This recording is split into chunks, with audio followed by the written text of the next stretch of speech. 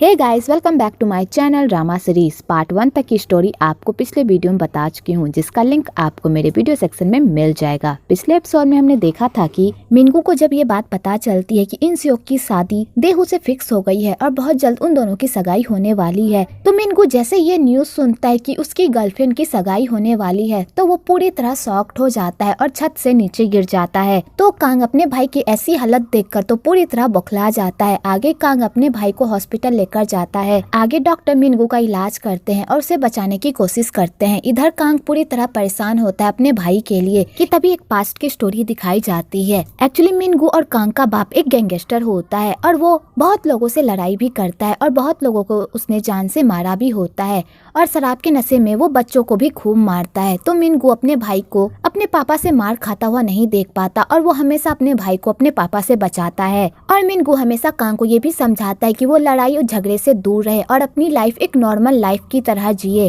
और इसी तरह मिलजुल कर दोनों भाई बड़े भी होते हैं। एक दिन कांग को बहुत सारे गुंडे घेर लेते हैं और कहते हैं, तुम्हारे बाप ने हमारे आदमियों को मारा था, आज हम तुम्हारे बाप का बदला तुमसे लेंगे। और वो सारे बंदे कांग से लड़ाई करने लगते हैं। तो कांग भी पीछे नहीं हटता और उन गुंडों को खूब मारता है, लेकिन बेचारा अकेले उन गुंडों से नहीं लड़ पाता और उसे भी काफी चोट लगती है और जिस वजह से उसे हॉस्पिटल भी जाना पड़ता है। आगे मिंगू को जब कांग की इस हरकत के बारे में पता चलता है तो वो मिंगू पर गुस्सा करता है, क्योंकि कांग उन बंदों से बदला लेने के लिए उनसे लड़ाई करने के लिए जा रहा होता है। तो मिंगू कहता है, यही आदत मुझे तुम्हारी पसंद नहीं है। मैंने तुम्हें कितना समझाया कि लड़ाई झगड़े से दूर रहो, अगर तुम उन लोगों को मारने के लिए जाओगे तो वो लोग तुम्हें फिर से मारेंगे और ये सिलसिला कभी भी खत्म नहीं होगा, इसलिए प्लीज इसे बर्दाश्त करना सीखो और नॉर्मल लाइफ जियो, एक ना एक दिन ये सब भी खत्म हो जाएगा। तो कांग को गुस्सा आ जाता है और वो कहता है, तुम क्या चाहते हो कि मैं उन लोगों से मार खाता रहूं और कुछ भी ना करूं? मुझसे ये नहीं होगा, मैं उन लोगों से बदला लेकर रहूंगा। तो मिंगू कहता है, तुम्हें लड़ाई करनी है ना, तो जाओ उन लोगों से लड़ो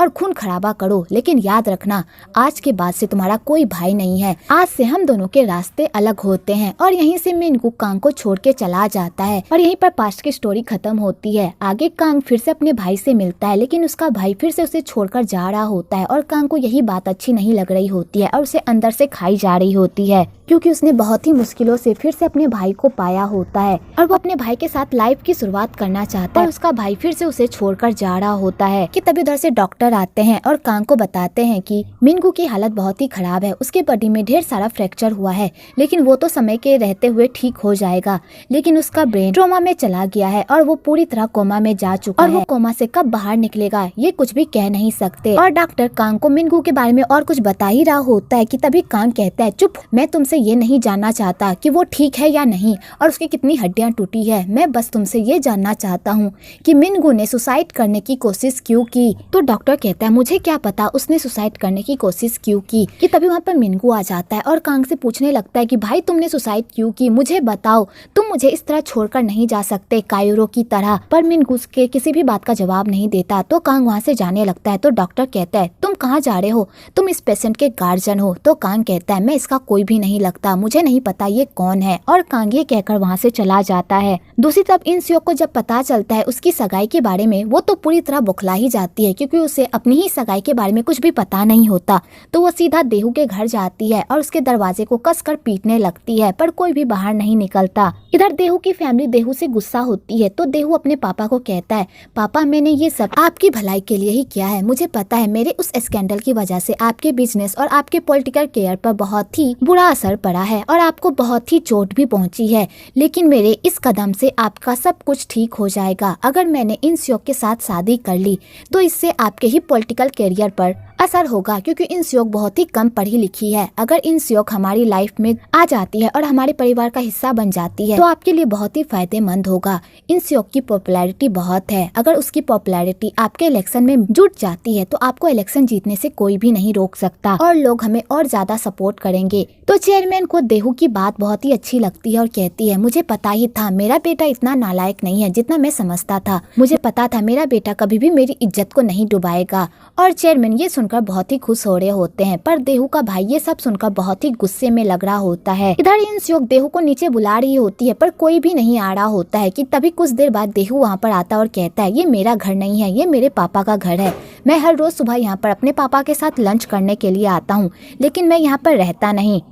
कहती है, तुमने लोगों को झूठ क्यों बोला कि हमारी सगाई हो चुकी है? मैं तो तुमसे सिर्फ एक बार मिली थी, तुमने इतना बड़ा झूठ कैसे बोल दिया? तुम्हारी हिम्मत कैसे हुई इतना बड़ा झूठ बोलने की? चुपचाप जाकर सबके सामने ये क्लियर करो कि हमारी सगाई नहीं हुई है, मैं खुद जाकर सबको बता दूंगी। तो देहू कहता है, मैं तुम्हारे पेरेंट्स से ही मिलने जाने वाला था, तुम्हारा हाथ मांगने के लिए। जो जैसे ये सुनती है तो वो भीगी बिल्ली बन जाती है और कहती है, प्लीज मेरे पेरेंट्स के पास मत जाना, अगर तुम उनके पास गए तो वो पक्का मेरी शादी तुमसे करवा देंगे। मेरी फैमिली वाले उतने भी अच्छे नहीं हैं जितना तुम सोच रहे हो, प्लीज ऐसा मत करो, मैं किसी और से प्यार करती हूँ, प्लीज इस रूमर को हटा दो। पर देहू उसकी एक भी नहीं सुनता, उल्टा उसे इग्नोर करके वहाँ से चला जाता है। इधर कांग बहुत ही सैड होता है और अपने भाई के घर जाता है और उसके घर में जाकर उसके सामान को तोड़ फोड़ करता है और कहता है, तुमने मेरे साथ ऐसा क्यों किया? तुम मुझे दोबारा छोड़कर नहीं जा सकते, मैं तुम्हें माफ नहीं करूंगा।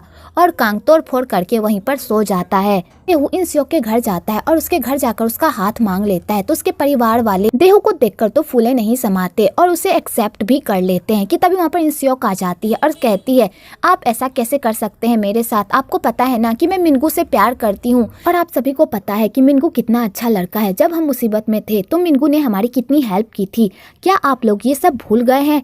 आप इस रिश्ते के लिए मना कर दीजिए। पर उसके फैमिली वाले उसके एक भी नहीं सुनते। तो इंस्योक देहू को कहती है, चाहे तुम कितनी भी कोशिश कर लो, मैं तुमसे सगाई नहीं करूंगी, और ये कहकर वहाँ से चली जाती है। तो इंस्योक के फैमिली वाले देहू के सामने इस बात को झुठलाने लगते हैं और कहते हैं, तुम उसकी बातों पर ध्यान मत दो, वो तुमसे ही सगाई करेगी। आगे देहू इंस्योक के भाई जेसंग से पूछता है, आखिरकार मिनगू कौन है? तो जेसुक कहता है, इंस्योक मिनगू से बहुत ही प्यार करती थी और मिनगू भी इंस्योक से प्यार करता था और वो बहुत ही अच्छा लड़का था। लेकिन जब इंस्योक बड़ी एक्ट्रेस बनी तो मिनगू से छोड़कर भाग गया और मिनगू कहाँ गायब हो गया आज तक किसी को भी पता नहीं चला और इंस्योक हमेशा उसे ही ढूंढती रहती है। आगे देहू जाने लगता है तो इंस्योक कहती है, अब तुम्हें पता चल गया ना कि मेरी लाइफ में कोई और है, तो प्लीज इस रिश्ते के लिए मना कर दो। पर देहू रिश्ते के लिए मना नहीं करता तो बेचारी इंस्योक पूरी तरह पागल हो जाती है। दूसरी तरफ हांदा बंटी के साथ इंस्योक से मिलने के लिए आती है और वो बहुत ही अच्छे से रेडी होकर आती है। तो बंटी कहता है, चाहे तुम कितनी भी तैयार क्यों ना हो जाओ,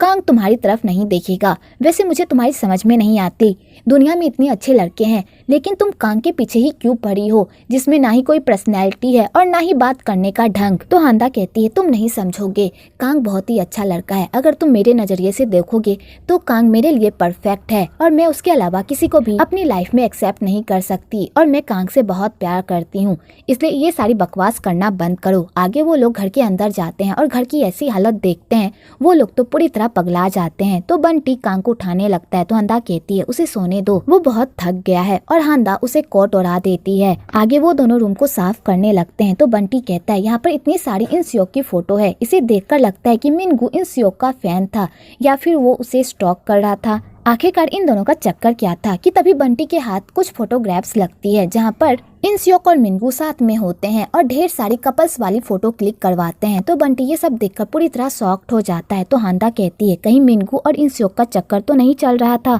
तो बंटी कहता है, इन फोटोज को देखकर लग रहा है कि इन दोनों का चक्कर चल रहा था। तो हांदा कहती है, कहीं मिनगू ने इंस्योक की वजह से सुसाइड तो नहीं की है, क्योंकि कल इंस्योक ने अनाउंस किया था कि वो देहू से सगाई कर रही है और मिनगू को ये बात पता चल गई होगी इसलिए उसने सुसाइड की। वैसे भी प्यार में जब धोखा मिलता है तो लोग ऐसे ही कदम उठाते हैं। इधर कांग भी ये सारी बातें सुन लेता है और वो फोटोग्राफ्स लेकर वो सीधा मिनगू के पास जाता है और कहता है, क्या तुमने इसकी वजह से सुसाइड की है, मुझे बताओ। और कांग मिनगू से ढेर सारे सवाल पूछने लगता है कि तभी वहाँ पर डॉक्टर आ जाते हैं और कहते हैं, ये तुम्हारे किसी भी बात का कोई रिस्पॉन्स नहीं करेगा क्योंकि उसकी ऐसी हालत नहीं है। तो कांग ये सब सुनकर पूरी तरह सैड हो जाता है। अगले दिन हांदा खूब रो रही होती है तो बूढ़ी दादी कहती है, तुम क्यों रो रही हो? तो हांदा कहती है, मैं कांग के लिए रो रही हूँ। कांग पहले भाई से बिछड़ गया था और वो फिर से अपने भाई से मिला, मुझे लगा अब उन दोनों के बीच सब कुछ ठीक हो जाएगा, लेकिन कांग फिर से अपने भाई से बिछड़ गया, मुझे कांग के लिए बहुत बुरा लग रहा है। और हांदा खूब जोर जोर से रोने लगती है कि तभी वहाँ पर कांग आ जाता है और कहता है, प्लीज चुप हो जाओ। पर हांदा नहीं चुप होती। तो कांग बंटी को कहता है, बंटी हांदा को किस करो और इसका मुँह बंद करो। तो बंटी ये बात सुनकर तो खुश हो जाता है और वो हांदा को किस करने ही वाला होता है, तभी बूढ़ी दादी उसका मुंह रोक लेती है और कहती है, अपनी शकल देखी है जो मेरी हांदा को तू किस करेगा। और दादी कांग को कहती है, तुम जैसे उम्र वाले बच्चों ने तो शादी भी कर ली है और उनके अब बच्चे भी हो गए हैं, तुम दोनों कब शादी करोगे? वैसे क्या तुमने कभी भी हांदा को किस किया है? तो हांदा ये बात सुनकर शर्मा जाती है, पर कांग को कोई फर्क नहीं पड़ता कि तभी कांग को हॉस्पिटल से कॉल आता है। आगे कांग हॉस्पिटल पहुंचता है तो डॉक्टर उसे बताते हैं कि इस फोटो की वजह से देहू रिएक्ट कर रहा है और ये मिरेकल से कम नहीं है। मेरे डॉक्टरी लाइफ में ये पहली बार हुआ है कि कोई भी पेशेंट ऐसी हालत में पहुंचने के बाद कुछ रिएक्ट कर रहा है। तो कांग को लगता है कि अगर इंस्योक मिनगू के सामने आ गई तो शायद मिनगू की तबीयत में और सुधार हो सकता है। तो कांग सीधा इंस्योक से मिलने के लिए उसके घर जाता है, पर वहाँ पर उसकी मुलाकात उसकी स्टेप मदर से होती है। तो कांग मिनगू बनकर उसकी स्टेप मदर से मिलता है और कहता है, मुझे इंस्योक से मिलना है। तो उसके स्टेप मदर कहती, तुम यहाँ पर क्या कर रहे हो? तुमने मुझसे प्रॉमिस किया था कि तुम इंस्योक की लाइफ में दोबारा नहीं आओगे। क्या तुम्हें पैसे चाहिए? अगर तुम्हें पैसे चाहिए तो बताओ कितने पैसे चाहिए, मैं देने के लिए तैयार हूँ, लेकिन दोबारा मेरी बेटी की लाइफ में आकर उसकी लाइफ बर्बाद मत करो। मेरी बेटी की शादी बड़े घराने में हो रही है और मेरी बेटी देहू से बहुत प्यार करती है, इसलिए उसकी लाइफ का कांटा मत बनो और यहाँ से चले जाओ। तो कांग जैसे ये सब सुनता है वो तो पूरी तरह शॉक्ड ही हो जाता है और उसे लगता है कि मिनगू ने इंस्योक से इतना प्यार किया पर इंस्योक ने उसके प्यार का मजाक बनाया। तो कांग डिसाइड कर लेता है कि जिस लड़की की वजह से उसके भाई की ऐसी हालत हुई है वो उस लड़की से बदला लेकर रहेगा और उसकी लाइफ बर्बाद करके रहेगा। और यहीं से कांग की नफरत स्टार्ट होती है इंस्योक के लिए, पर उसे क्या पता इंस्योक भी मिनगू से बहुत प्यार करती है और वो हमेशा मिनगू से मिलने के लिए भी जाया करती थी, पर मिनगू ही उससे नहीं मिलता था और वो हमेशा उसे दूर से ही देखकर चला जाता था। इधर इंस्योक शूटिंग कर रही होती है तो वहाँ पर ढेर सारे मीडिया वाले उसे घेर लेते हैं। तो इंस्योक कहती है, मैं इस सगाई के मामले से पूरी तरह थक गई हूँ, जाकर मैं मीडिया वालों को बता देती हूँ कि ये सगाई वाली बात झूठ है। तो उसकी सेक्रेटरी उसे रोकती है और कहती है, अगर तुम ऐसा करोगी तो तुम्हारे पेरेंट्स की नाक कटेगी, क्योंकि तुम्हारे माँ पापा ने इस बात को एक्सेप्ट कर लिया है कि तुम दोनों की सगाई होने वाली है और तुम दोनों एक दूसरे से प्यार करते हो। तो इंस्योक ये सुनकर तो पूरी तरह शॉक्ड हो जाती है और बेचारी कुछ भी नहीं कर पाती। आगे इंस्योक घर जा रही होती है कि तभी रास्ते में उसकी नजर एक लड़के पर पड़ती है और उसे लगता है कि वो लड़का मिनगू है। तो इंस्योक गाड़ी से उतर जाती है और उस लड़के का पीछा करती है, जिस चक्कर में वो रोड के बीचों बीच आ जाती है कि तभी उधर से कांग भी गुजरता है और दोनों एक दूसरे को नहीं देखते और अपने अपने रास्ते चले जाते हैं। आगे इंस्योक उस लड़के के पीछे जाती है पर उसे बाद में पता चलता है कि वो लड़का मिनगू नहीं है। तो इंस्योक ये सब देखकर और सैड हो जाती है और खूब रोती भी है मिनगू के लिए। दूसरी तरफ कांग गाड़ी ठीक कर रहा होता है कि तभी उसे उसके कोच का कॉल आता है और वो कहता है, मुझे तुम्हारी हेल्प चाहिए, तुम्हें एक बॉडीगार्ड को ट्रेन करना होगा और उसे अच्छे से सब कुछ सिखाना होगा। तो कांग कहता है, मेरे पास टाइम नहीं है, किसी और को बोल दो। तो कोच कहता है, तुम बहुत ही अच्छे फाइटर हो और ये काम सिर्फ तुमसे ही होगा। और वो बॉडीगार्ड कोई एरा गेरा बॉडीगार्ड नहीं है, वो इंस्योक का होने वाला बॉडीगार्ड है, प्लीज इसके लिए मना मत करो। तो कांग जैसे ही इंस्योक का नाम सुनता है उसका पारा तो 7वें आसमान पर ही पहुंच जाता है और वो उस बॉडीगार्ड को सिखाने के लिए मान जाता है। आगे कांग उस बॉडीगार्ड से मिलता है तो उसका कोच कहता है, इसे अच्छे से सब कुछ सिखा देना।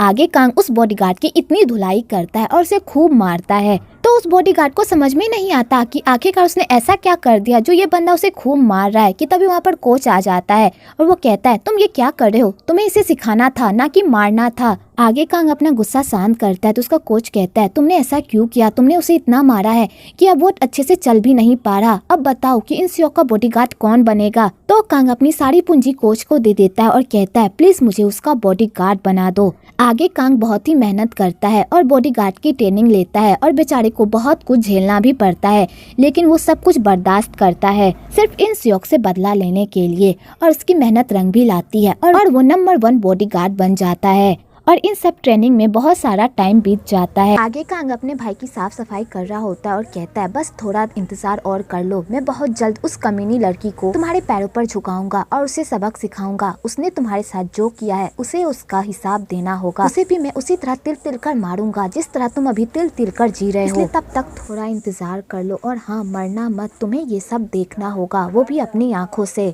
आगे देहू कांग को इंस्योक के लिए अपॉइंट करता है उसका बॉडीगार्ड बनाकर।